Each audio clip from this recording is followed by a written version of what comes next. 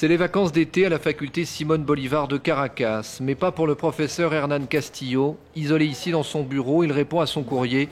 Il prépare la sortie prochaine d'un livre sur les supposés liens d'Hugo Chavez avec la guérilla des FARC. Une petite bombe, comme il dit, qui pourrait lui coûter quelques ennuis.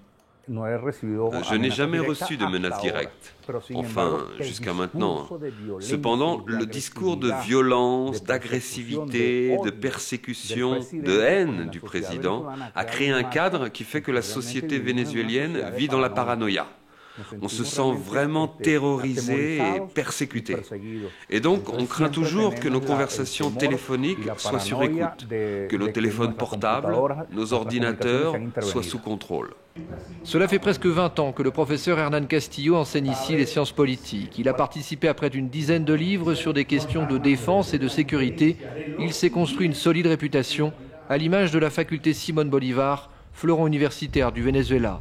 Un établissement public mais autonome qui lui garantissait jusque-là une certaine indépendance. Mais récemment, l'État a décidé de couper une partie des crédits attribués à cette université trop élitiste à son goût, au profit d'autres plus populaires.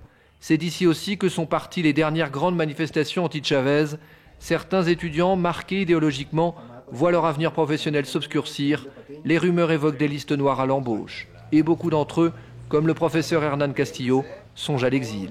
Le malaise, c'est sûr qu'il existe, dans le sens où il y a tout un pan de la population qui n'est pas écouté. Et en face, vous en avez un autre très radicalisé au niveau politique, qui appuie le gouvernement et qui nie tout simplement l'existence de l'autre, ou bien qu'il appelle l'oligarchie.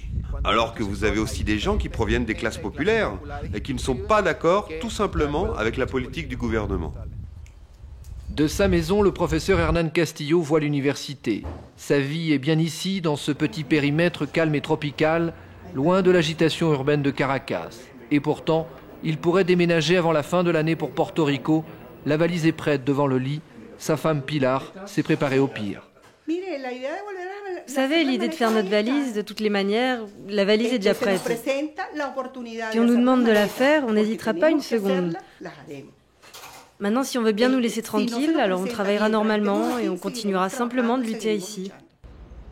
Au Venezuela, ils sont de plus en plus nombreux, comme Hernán Castillo, à vouloir quitter un pays qu'ils ne reconnaissent plus. Cette terre d'immigration, d'ouverture est devenue pour eux un long tunnel, un pays hostile et froid, refermé sur lui-même.